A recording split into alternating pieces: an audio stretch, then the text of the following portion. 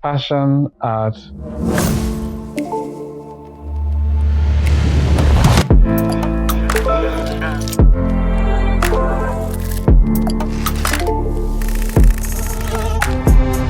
The ongoing romance between fashion and art, as exemplified in Yves Saint Laurent's Fall Mondrian collection in 1965, is still predominant in every aspect of pop culture, now more than ever.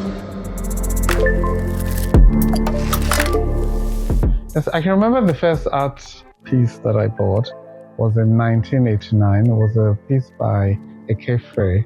It was very beautiful. It was sold to me by a friend of mine, Aki Abisodun. And then I'd gone back to England to go and study fashion design, having graduated from the University of Lagos, where I studied history. And this artwork just captivated me, very modern, not sort of the artworks we were used to in Nigeria at that time, whereby there were just pictures of villages or people on Kano. And I just remember looking at this Ade art piece, and it's just so unusual, the mask, the eyes, everything was very vivid and very vibrant. And so he was selling it at the time, and I remember buying it. And that was my first foray into modern art. And subsequently, I kept it. I think it hung in my brother's house quite a long time. And then I took it. I went to go and value it at Bonhams, and they wanted to put it on an auction, and I said, no, I'm not selling. And I kept it.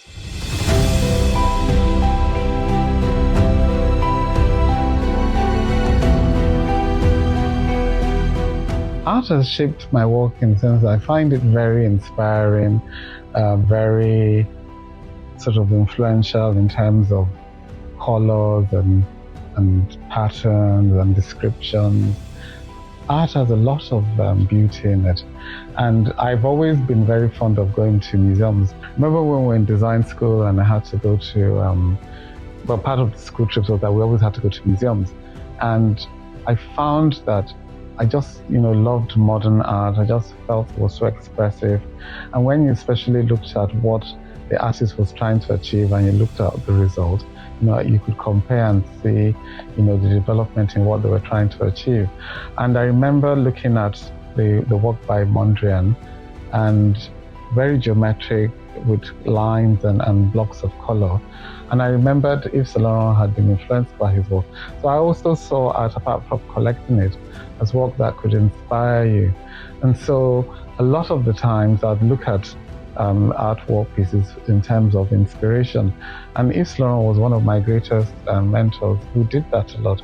He took work from different modern artists and interpreted it, even in textiles, in forms, in designs. And it's very apparent in his collections. So I felt, being an African, it's very important that we also look to our influences and cultures and traditions. And so that's what I started doing over the years, started incorporating those works into my collection. And especially tradition. I remember there was a Maasai collection I did, which was all about high necks and very elaborate beading in primary colors. And it was a success. And a lot of times people would look at the collection and say, oh, I can actually see the Maasai influence in what you've done. And so it's a point of reference, and it's then up to the designer how far he or she wants to take it. And so I've just found modern art to be so instrumental in my work, and I've been a huge fan ever since, and I've collected it quite a lot. When I started collecting art was in 1989. That's the first time I can remember I vividly really started collecting it. And so later on, when I used to visit Nigeria, I'd go to some of the galleries and see what they had on offer.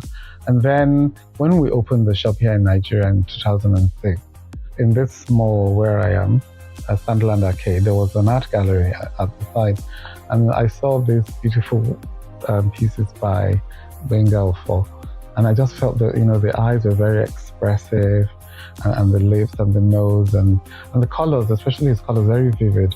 So I bought it. And subsequently, I met him later on, and we collaborated on a piece which he called The Runway, which I own. And that's also very colorful, very intricate. And he was also inspired by fashion and sort of my work. So a lot of the times I started buying artworks from artists that I had met. I remember also going to Oshobo, and that's where I bought my first Buraimo. And what captivated me about the Buraimo was the intricate beads, very detailed and very colorful. And I've tried to capture that on some of the works that I've done. Very intricate colors.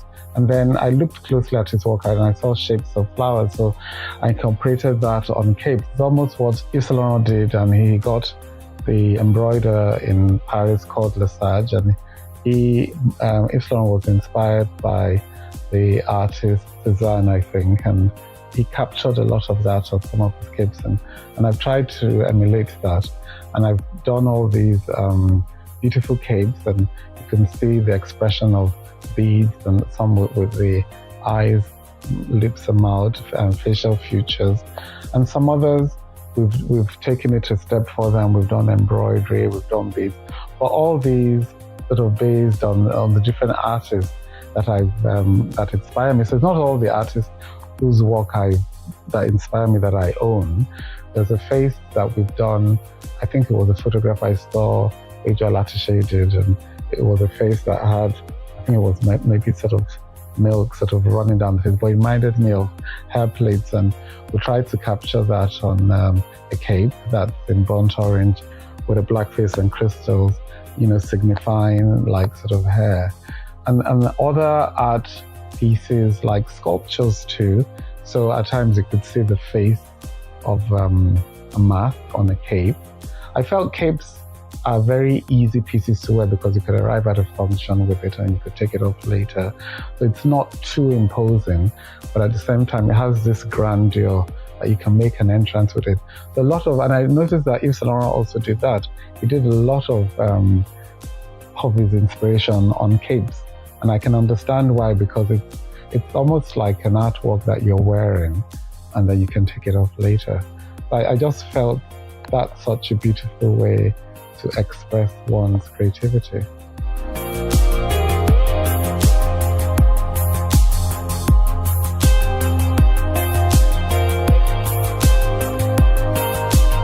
Infusing art into my fashion collection has always been something that I have done sporadically. So like when we design collections, there'll be one or two pieces that would have that art influence.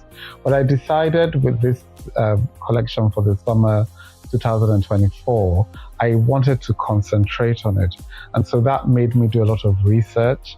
And I have all these books where I'd look at the artworks and then try to, get inspiration from them. And I have a lot of artworks at my home. And so it's like every morning I wake up, I see these beautiful artworks, and it's like, how can I be inspired by them? So I just started drawing, with colors and expressions. And I feel I've been able to capture some of the essence of what these artists were doing. And I've tried to capture it in a 3D way on clothes. And that's what you see a lot in the summer collection for 2024. Some of my favorite works of art are those that I've collected, because obviously I've collected them because I sort of liked them, I loved them or whatever. Maybe there was just this unconscious connection, looking at them. So I'd say definitely the artists that I own, but like Benga Ofo, Buraimo, Adewale Alimi, Ade Odunfa, and some others. But also there are loads of artists that can't afford to get their works at the moment, like installations like Pejola Shishe, I just think they're beautiful and divine. It's like when I look at all her work, I want to own a big mansion so the work can, displayed to the best of its ability. And then work by Bruce Ade Bakare, his ironwork is just so beautiful and intricate, and loads of other artists. I would say. I think generally I'd always see beauty in any artwork. There's always something that connects me with the artwork, but I can't afford to buy everything. I'm trying to make Africans and Black people all over the world to be aware of the rich culture we have, and that as much as we buy Western clothing and Western styles, we must also look inwards to say, okay, what are we doing as a continent and as a people and as a race? And there's so much beauty in what we're doing, and that's what I'm trying to capture. I'm trying to let people see these beautiful designs, and maybe it might take them back and they might say, oh, who is this artist? I've never heard of them. Let me go and do some research. And through that, they're able to appreciate the beauty of what the African artists also have to offer. I remember I was working as a costume designer and also as an art director on a film which is going to be released soon in the UK, and it's called The Blackness. And part of my job as an art director was to design the interior of the bedrooms and the lounge and the kitchens and all that. And I felt I want to show the best of Africa. So a friend of mine, Ade Bakare, introduced me to a gallerist who had some fabulous artwork in a gallery in London, and they kindly loaned them to us. And so when you watch the film, you see, these beautiful African sculptures and artwork, in the house, because it's like usually you'd go to, affluent people of color, their houses, and yes, they might have a Picasso, a Mondrian, a Cézanne. But what African art do they have in their household?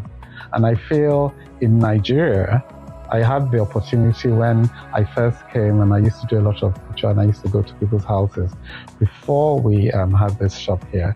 And, I was always bowled over by their beautiful artworks, you see different, artists. And it was just so inspiring that, we as Nigerians, we're taking it to another level, and the houses would be beautifully designed, the interiors. They'd have all these beautiful artworks, hanging in their houses. I wanted to project that, and so that's what I projected in England. So the whole idea really is to let people be aware, because not everybody has the time to go to museums or read up on artists, Nigerian artists, or even African artists. But I'm hoping that through this collection, it could captivate some people and make them go out there and study more about the artist, and also perhaps acquire their work.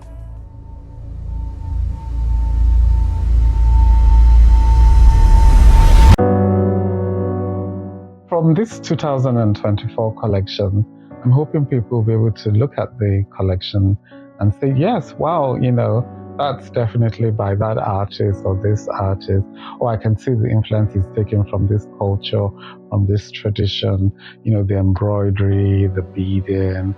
A lot of the beading has been taken from royal sort of kings and others, how they cover their face, and I've tried to incorporate that on the back of some jackets or capes, and I see them as conversation pieces. So perhaps the lady's walking down the road, and this person turns back and sees this beautiful sort of beading and embroidery and runs up to her and says, I really love what you're wearing, and the conversation starts from there. So the whole point is I want people to look at the collection and just see the beauty of what Africa has to offer in terms of, vibrant colors, intricate beading, forms and patterns and motifs.